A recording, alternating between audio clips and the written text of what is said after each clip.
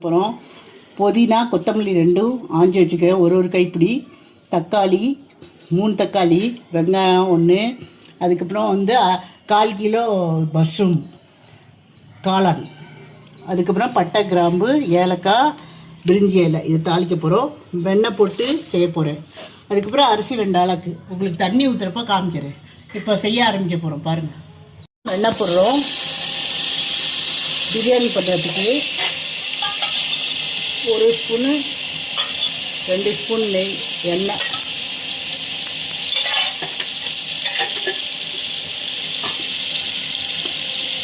பட்டை, கிராம்பு, ஏலக்காய், சோம்பு, பிரிஞ்சி இலை இதெல்லாம் போட்டு தாளிக்க போகிறோம். நம்ம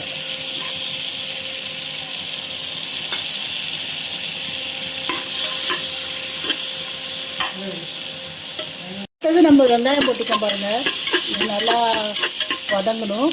அதுக்கப்புறம் நம்ம பேஸ்ட்டு பாருங்கள், இஞ்சி பூண்டு பேஸ்ட்டு கொஞ்சோண்டு போடுறேன்.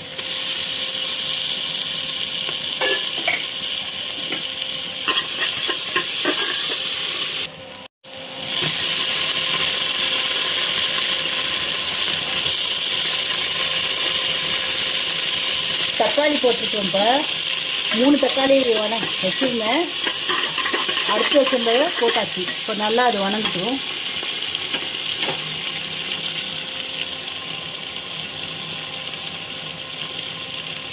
அப்புறமா மஷ்ரூம்லாம் போட போகிறோம்ல, அதிலே வணங்கி வரும். உப்பு சேர்ந்து அதுக்காக போடுறோம்.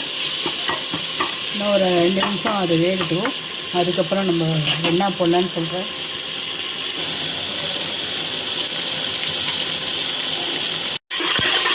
புதினா கொத்தமல்லி போட்டு வணக்கிறோம்.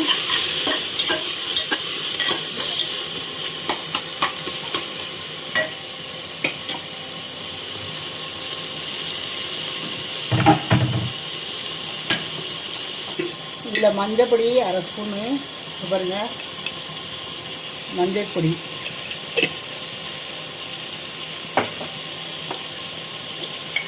மிளகா பொடி 1 ஸ்பூன் போடுறோம்.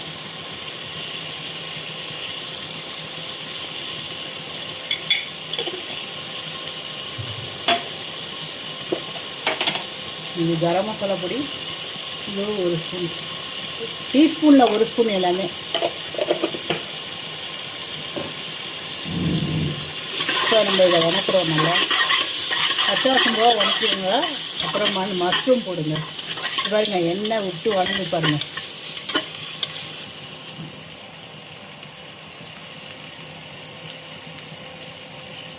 இப்போ அடுத்தது மஷ்ரூம் போட போகிறோம்.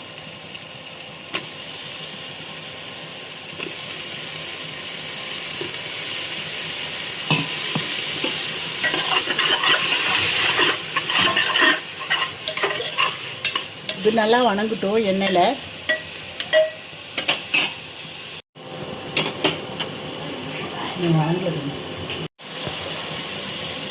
இங்கே பாருங்கள், எல்லாம் நெய்யெல்லாம் பிரிஞ்சு வந்துடுச்சு. இதில் இப்போ தண்ணி ஊற்ற போகிறோம்.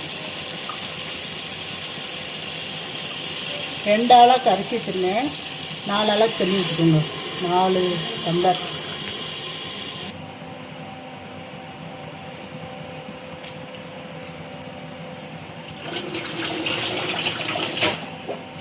ஒரு மணி நேரம் முன்னாடி ஊற வச்சுட்டுங்க. இங்கே பாருங்கள், அரிசி போடுறோம். ஜீரக சம்பா அரிசி போட்டால் 2 விசிலு. இது நல்லா பொன்னி அரிசி போட்டிருக்கேன். நான் 4 விசில் விடணும்.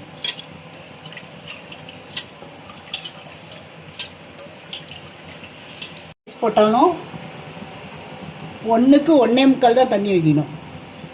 இப்போ பாதி உப்பு போட்டிருந்தேன் முதல்ல. இப்போ கொஞ்சம் உப்பு போட்டிருக்கேன். பார்க்கலாம், டேஸ்ட் பண்ணி பார்த்து திருப்பி பத்தலைன்னா போடுங்க. ரொம்ப அதிகமாக ஒரே தரையாக போட்டுறாதீங்க உப்பை.